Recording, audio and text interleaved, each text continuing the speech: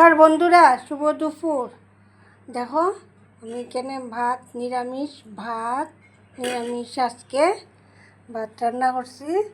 তারপরে এখানে আছে পটল ভাজা, আলু দিয়া তিতা করলা ভাজা। তারপরে এখানে আছে দেখো ওই চাল কুমড়া দিয়া শস্য দিয়া করছি চাল কুমড়া।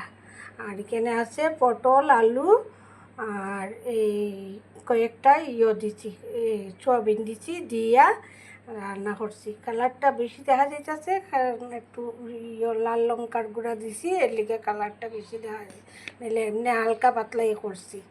দেখো ভালো লাগলে লাইক কমেন্ট শেয়ার করো।